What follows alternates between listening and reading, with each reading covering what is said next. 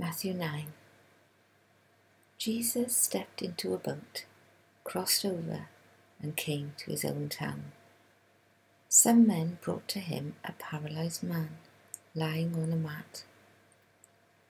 When Jesus saw their faith, he said to the man, "Take heart, son, your sins are forgiven." At this, some of the teachers of the law said to themselves, "This fellow is blaspheming." Knowing their thoughts, Jesus said, "Why do you entertain evil thoughts in your hearts? Which is easier to say, 'Your sins are forgiven,' or to say, 'Get up and walk'? But I want you to know that the Son of Man has authority on earth to forgive sins." So he said to the paralyzed man, "Get up, take your mat, and go home." Then the man got up and went home. When the crowd saw this, they were filled with awe, and they praised God, who had given such authority to man. As Jesus went on from there, he saw a man named Matthew sitting at the tax collector's booth. "Follow me," he told him, and Matthew got up and followed him. While Jesus was having dinner at Matthew's house, many tax collectors and sinners came and ate with him and his disciples. When the Pharisees saw this, they asked his disciples, "Why does your teacher eat with tax collectors and sinners?" On hearing this, Jesus said, "It is not the healthy who need a doctor, but those who are ill. But go and learn what this means. I desire mercy, not sacrifice, for I have not come to call the righteous, but sinners." Then John's disciples came and asked him, "How is it that we and the Pharisees fast often, but your disciples do not fast?" Jesus answered, "How can the guests of the bridegroom mourn while he is still with them? The time will come when the bridegroom will be taken from them, then they will fast. No one sews a patch of unshrunk cloth on an old garment, for the patch will pull away from the garment, making the tear worse. Neither do people pour new wine into old wineskins.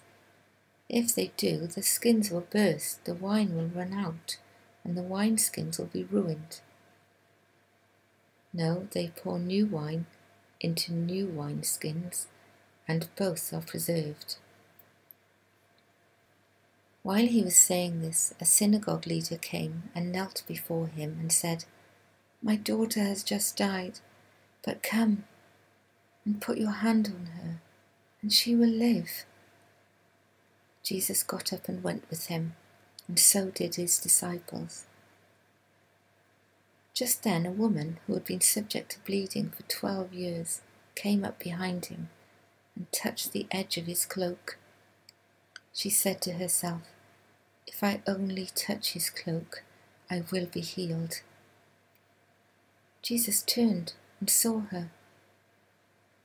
"Take heart, daughter," he said, "your faith has healed you." And the woman was healed at that moment. When Jesus entered the synagogue leader's house and saw the noisy crowd and the people playing pipes, he said, "Go away, the girl is not dead, but asleep." But they laughed at him. After the crowd had been put outside, he went in and took the girl by the hand, and she got up.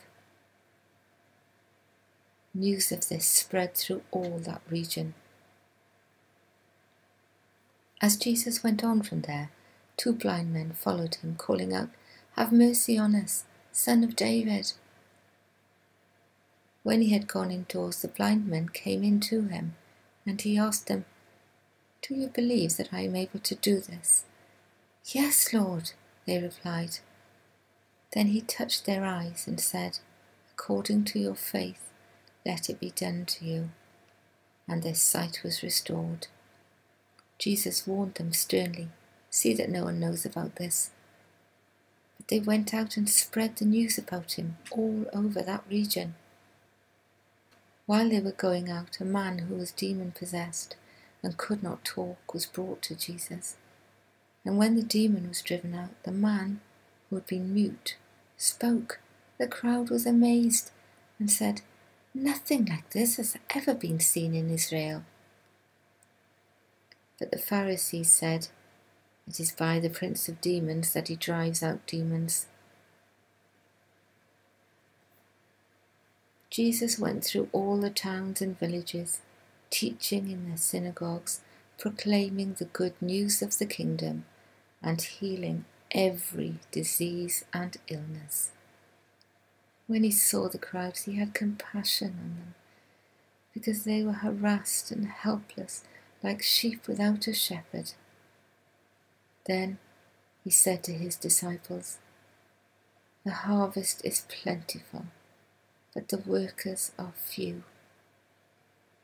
Ask the Lord of the harvest, therefore, to send out workers into his harvest field.